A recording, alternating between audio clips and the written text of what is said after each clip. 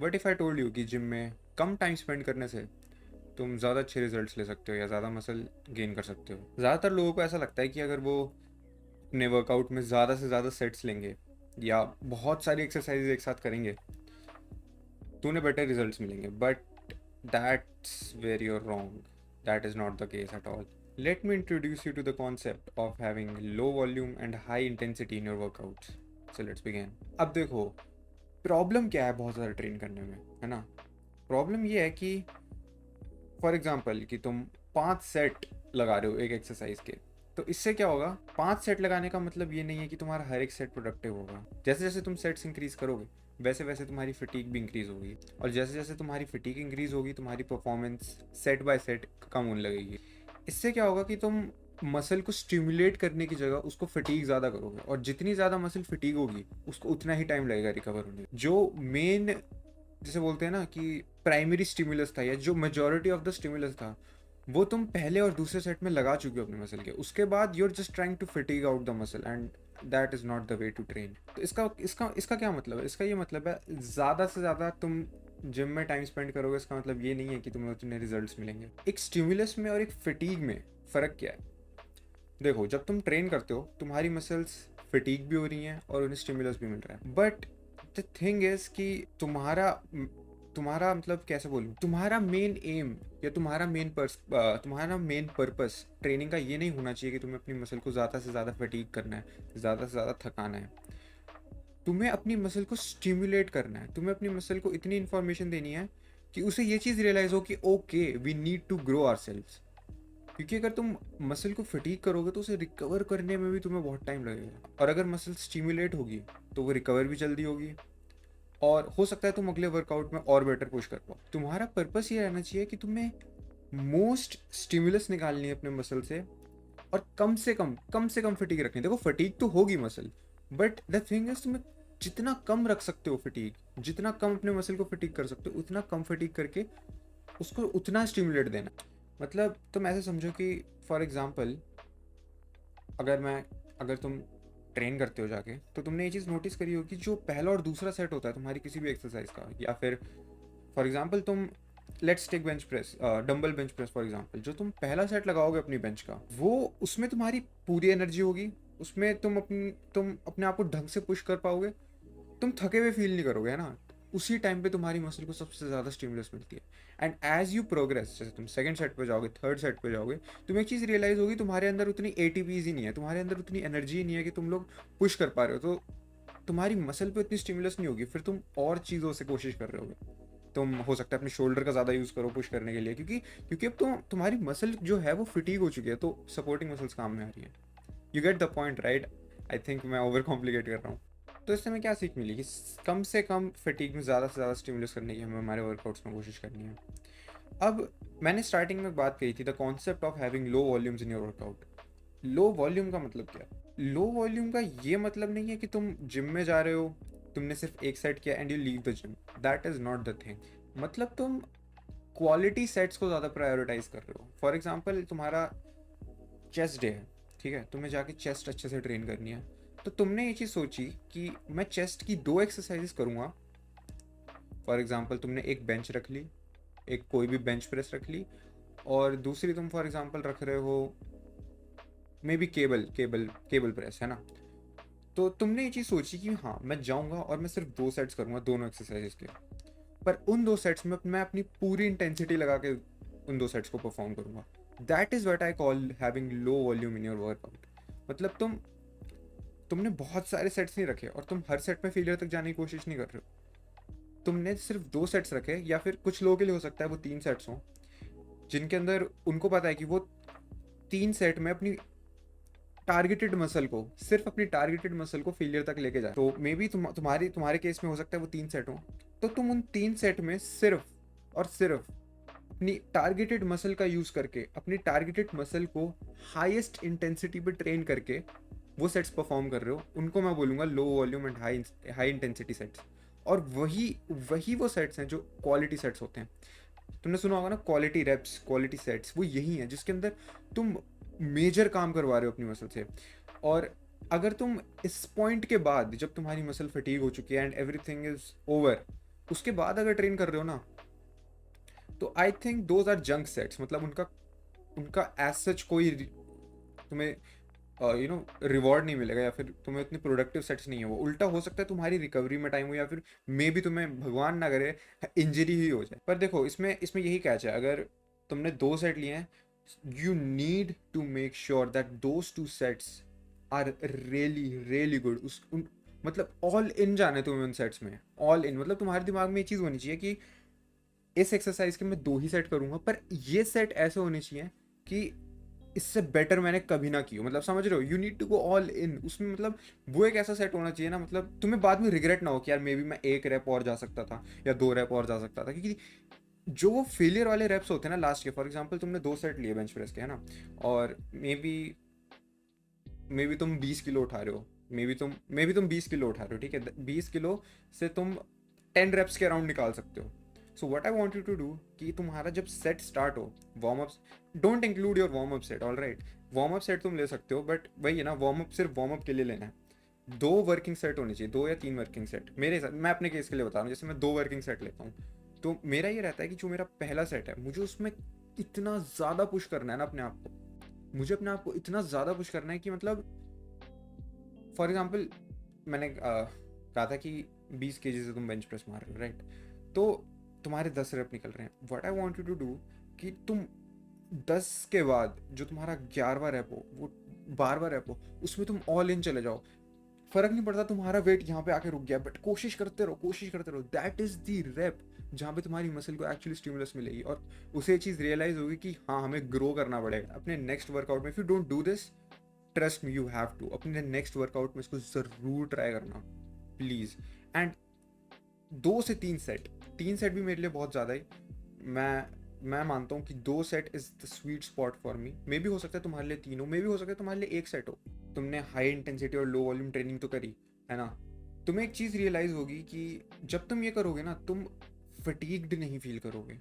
जैसे अगले दिन सोरनेस होती है ना, look, muscle soreness is not a bad thing, but अगर तुम्हें काफ़ी टाइम हो गया ना ट्रेन करते हुए, फॉर एग्जाम्पल 2 से 3 साल हो गए हैं, and you still get muscle soreness, like तुमने आज चेस्ट मारी, तुम्हें कल ही बहुत सोर हो रखी है chest, it is not a good thing, trust me. अगर तुम्हें बहुत टाइम हो गया ट्रेन करते हुए, there could be some things जो उसको हिंडर कर रही हैं, and it could be your diet, but diet के बारे में मैं अभी बात नहीं करूँगा। अगर तुम बहुत ओवर ट्रेन कर रहे हो, तो this could be a thing कि तुम्हें बहुत सोरनेस हो रही है। बट जब तुम ऐसा करोगे ना, तुम कम सेट्स में ज़्यादा इंटेंसिटी पर ट्रेन करोगे, तुम्हें ये चीज़ रियलाइज़ होगी कि हाँ हो सकता है तुम्हें सोरनेस हो, बट तुम्हें उस अमाउंट में फटीग नहीं होगी जो तुम ओवर ट्रेन कर रहे थे। फॉर एग्जाम्पल तुम 4 से 6 सेट ले रहे हो, तुम 2 से 3 एक्सरसाइज कर रहे हो, 4 4 सेट, तुम्हें समझ आ रहा है ना मैं क्या कह रहा हूँ, तुम्हें उतनी फटीग फील नहीं होगी, और तुम अगले जैसे अगली बार अगले दिन और अच्छे से ट्रेन कर पाओगे। जैसे तुमने आज चेस्ट मारी, अब तुम उतना फटीग फील नहीं कर रहे, तो तुम कल जाके बैक जब मारोगे तुम्हें और अच्छा फील होगा, समझ रहे हो। And then you do the same thing with your back workout, उसमें सिर्फ 2 set, but add intensity to the highest level possible. Rep range के बारे में अगर मैं बात करूँ, आई वुड सजेस्ट कि तुम 8 से 12 के बीच में ही रेप्स रखो, बहुत कम मत रखना, लाइक 6 5 6 मत रखना। You can if you want to, but for me I think 8 to 10 और 8 to 12 reps is the sweet spot. अगर तुम्हारे 13 14 15 14 से ऊपर रेप्स निकल रहे हैं ना, increase the weight, trust me. अब हम बात करेंगे रेस्ट डेज के बारे में। रेस्ट डेज क्यों इंपॉर्टेंट है? अगर तुम हाईली इंटेंसिटी के साथ ट्रेन कर रहे हो ना, तो 2 3 3 4 वर्कआउट्स बाद I think you should take a rest day, क्योंकि तुमने ऑलरेडी इंटेंसिटी काफ़ी बढ़ा रखी है, तो तुम्हें रेस्ट की उतनी ज़रूरत नहीं है। आई नो तुमने सेट्स कम कर दिए हैं, बट ये एक ऐसा दिन होता है ना जब तुम्हें ये चीज़ रियलाइज़ होगी कि हाँ हमारी बॉडी को थोड़ी तो रिकवरी की नीड है। और ये डेज ना इतने इंपॉर्टेंट होते हैं इन दिनों। मैं पर्सनली कोशिश करता हूँ कि मैं कम से कम फिजिकल स्ट्रेस लूँ अपनी बॉडी पे, और ज़्यादा से ज़्यादा rest and diet. These 2 things are the main things जब तुम्हारा रिकवरी डे होता है। तो हाँ मैटर करते हैं, बट आई थिंक अगर तुम रोज़ भी ट्रेन करोगे ना, बट ओनली डू 2 सेट्स, और मे बी 2 से 3 एक्सरसाइज पर मसल ग्रुप, एंड 2 सेट्स और 3 सेट्स, जो भी तुम्हारा प्रेफर्ड सेट रेंज है, with full intensity, I think you can go to gym like every day. But I would suggest कि तुम लोग 3 से 4 दिन में एक रेस्ट डे तो लो. Overall it is a good thing to have rest days in your schedule. I think जब तुम्हारी रिकवरी ढंग से होगी ना, तुम वेट जब इंक्रीज करोगे, फॉर एग्जाम्पल अभी तुम 20 किलो से बेंच प्रेस मार रहे हो, है ना, सो मे बी नेक्स्ट टाइम हो सकता है तुम 22.5 से भी अच्छे रेप्स निकाल दो, मे बी हो सकता है 25 से भी, हु नोज. तो I think having a rest day is good. तुम्हें तुम्हें बेसिकली इसी चीज़ पे ध्यान देना है कि तुम क्वालिटी वर्कआउट ज़्यादा करो इंस्टेड ऑफ क्वांटिटी. क्योंकि अगर तुम एक बिगिनर हो, आई वुड सजेस्ट कि हाँ, रोज़ जिम जाओ, चीज़ें एक्सपेरिमेंट करो, देखो तुम्हारे को कौन सी एक्सरसाइज सबसे अच्छी लग रही है, सेट्स परफॉर्म करो, उसके प्रैक्टिस लाओ. क्योंकि तुम जितने ज़्यादा सेट्स परफॉर्म करोगे ना किसी भी एक्सरसाइज के, जितने ज़्यादा तुम रेप्स निकालोगे, उतनी तुम्हारी फॉर्म बेटर होगी. ऑब्वियसली सही फॉर्म से करने के बाद उतनी ही तुम्हारी फॉर्म बेटर होगी, उतना ही तुम एक्सपीरियंस कर पाओगे कि मसल को कैसे स्टिमुलेट रखना है पूरे टाइम, कॉन्ट्रैक्शन जो भी है. जितने ज़्यादा तुम परफॉर्म करोगे सेट्स, उतना तुम्हें पता लगेगा. But only as a beginner, if you are like really, if you if you are a intermediate lifter, I would suggest start focusing on other things like your diet, your recovery, maybe the fact that you should take less sets. एक beginner को तो I would suggest कि हाँ, तुम gym जाओ, रोज़ जाओ, ज़्यादा से ज़्यादा लिफ्ट करने की ट्राई करो, ऑब्वियसली अपनी रिकवरी पे भी ध्यान दो. बट स्टार्टिंग में ना थोड़ा सा पुश करना पड़ता है. तुम्हें नई नई एक्सरसाइजेस ट्राई करनी चाहिए तुम्हें, क्योंकि जब तक ट्राई नहीं करोगे तब तक पता कैसे लगेगा. हो सकता है कि स्मिथ मशीन पे, फॉर एग्जांपल, हो सकता है स्मिथ मशीन पे तुम्हें बेंच प्रेस लगाना बेटर लगता हो, पर तुमने कभी ट्राई नहीं करी. हो सकता है तुम्हारे लिए वो बेटर हो, एक बेटर ऑप्शन हो, तुम्हें ज़्यादा अच्छा अपना मसल फील हो रहा हो, बट तुमने कभी ट्राई नहीं किया तो तुम्हें पता ही नहीं है ये चीज़. तो as a beginner you should go to the gym more often. But when you're an intermediate or advanced lifter, you should take these things into like real consideration. तुम्हारी macros tracking, और तुम कौन सी एक्सरसाइजेस कर रहे हो, तुम कितने sets perform कर रहे हो, यू शुड ट्रैक योर कि तुमने कितने रेप्स निकाले लास्ट टाइम. तो वो सब चीज़ें मैटर करती हैं एक टाइम बाद. बट या at the starting just go all इन. जो लग रहा है वो करो स्टार्टिंग में, स्टार्टिंग के कुछ मंथ्स तो एटलीस्ट. अब कुछ लोगों की दिक्कत ये होती है ना कि वो ऐसा क्यों करते हैं.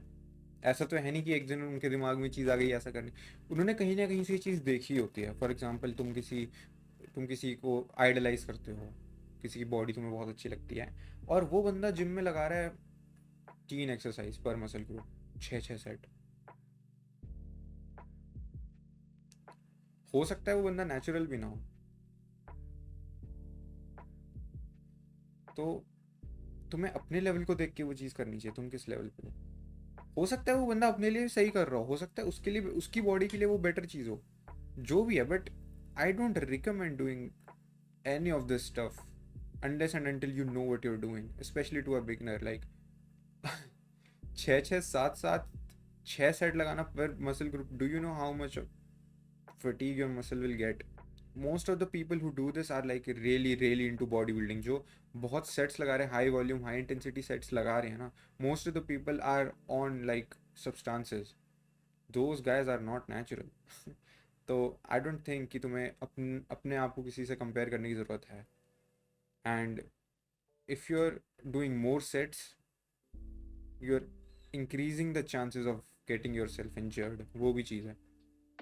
अगर बहुत सारे सेट मार के तुम्हें इंजरी हो रही है तो मतलब फ़ायदा क्या है, नुकसान ही तो है. तो वही वाली चीज़ है. एक और मैं रिकमेंडेशन देना चाहूँगा, जब हम रिकवरी की बात कर रहे थे, तो आई थिंक एक टाइम बाद जब तुम लिफ्ट करना स्टार्ट करोगे, तुम्हारी बॉडी तुम्हें अपने आप बोलेगी कि आई थिंक कि we should take a rest day. क्योंकि जब तुम्हें लिफ्ट करते हुए 2 से 3 साल, मे भी पहले भी पता लग जाए, बट थोड़ा टाइम हो जाएगा, तब एक टाइम बाद ना तुम्हारी बॉडी में पेन होना स्टार्ट हो जाएगा. फॉर एग्जांपल तुम्हारे टेंडन्स में पेन हो रहा है, तुम्हारे जॉइंट्स में पेन हो रहा है, तुम्हारे अंदर उतनी एनर्जी नहीं है, तुम डाइट ढंग से ले रहे हो, तुम हर एक चीज़ कर रहे हो, may be your nervous system is not recovered.